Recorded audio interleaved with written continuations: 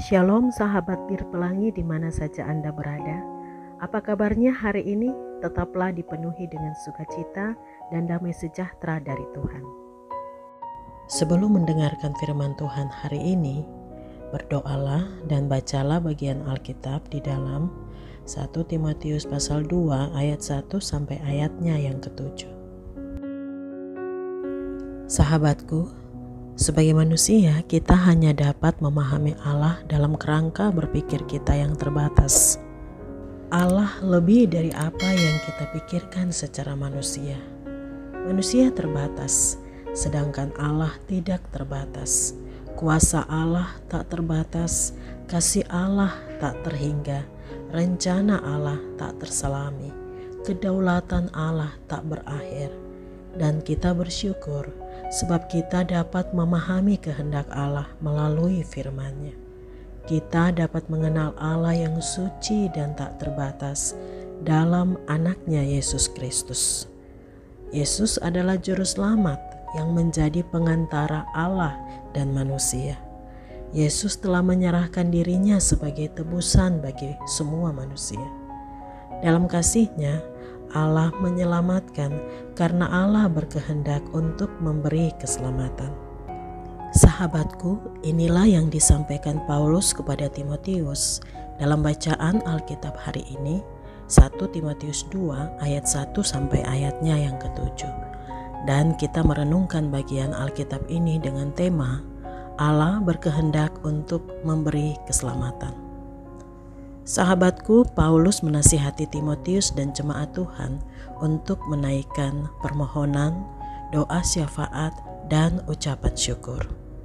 Bukan mendoakan diri sendiri, bukan mengingat kepentingan sendiri, tetapi berdoa untuk semua orang, bersyafaat untuk raja-raja dan semua pembesar. Itulah sikap iman yang baik dan yang berkenan kepada Allah. Kita berdoa bagi semua orang, termasuk pemerintah dan pembesar, bahkan pemerintah dan pembesar yang berlaku jahat. Kita berdoa bagi mereka semua, sebab semua orang adalah sasaran dari keselamatan Allah. Keselamatan Allah bersifat universal, menjangkau segala suku bangsa, bahasa, wilayah, status sosial, ekonomi, politik, dan seluruh aspek kehidupan manusia. Paulus, Timotius, dan kita sekalian dipanggil sebagai pemberita yang memberi kesaksian lewat cara hidup dan ketekunan berdoa.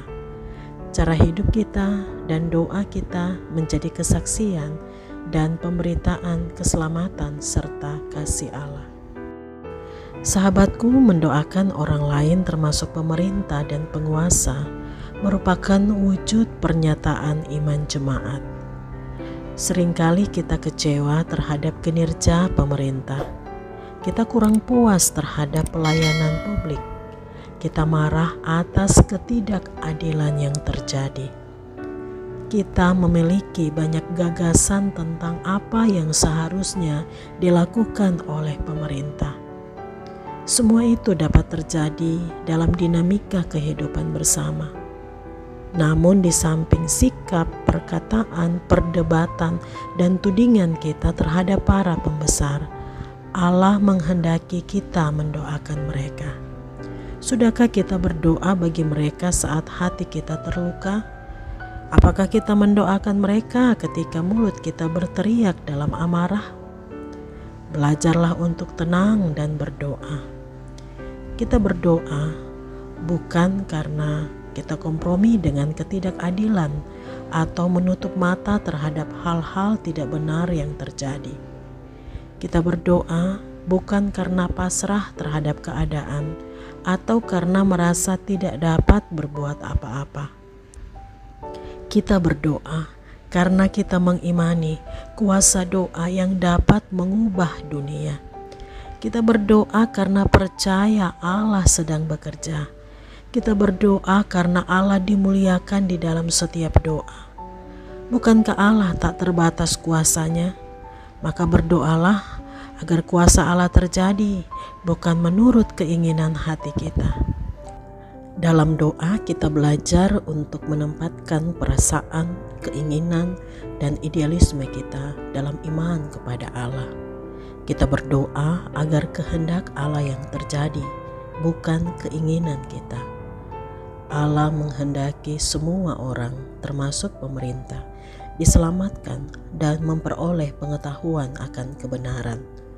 Sebab hanya dengan mengenal Allah dan melakukan kebenarannya, maka semua orang dapat mengalami damai sejahtera.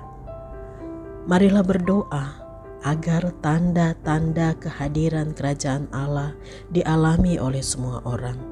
Bersyafaatlah bagi bangsa agar kuasa dan keadilan Allah dinyatakan. Doakanlah pemerintah agar mereka diberi hikmat dan hati yang bijaksana untuk menjadi pemimpin dalam kehidupan masyarakat. Doa, permohonan, dan ucapan syukur yang dinaikkan dalam iman, ketekunan, dan pengharapan tidaklah sia-sia, sebab doa ibarat air dalam kegersangan hati yang hampa. Doa adalah nafas kehidupan orang percaya. Dalam doa, Allah menyatakan anugerahnya bagi kita. Namun kita tidak hanya berdoa saja, kita juga menyatakan kehidupan doa dalam sikap hidup sehari-hari. Hidup yang berkenan kepada Allah, hidup yang memberitakan Injil, hidup yang menyatakan kasih sejati Allah yang menyelamatkan semua orang dan anugerahnya yang melimpah bagi orang-orang percaya. Supaya setiap orang yang tersesat dapat merasakan kasih Kristus dan mengetahui jalan-jalan kebenaran, sehingga mereka pun dapat diselamatkan dan beroleh hidup yang kekal. Berdoalah dan hiduplah sesuai dengan kehidupan doamu, agar Allah semakin dimuliakan dan damai sejahteranya dialami semua orang. Tuhan memberkati kita dengan firman-Nya saat ini. Amin.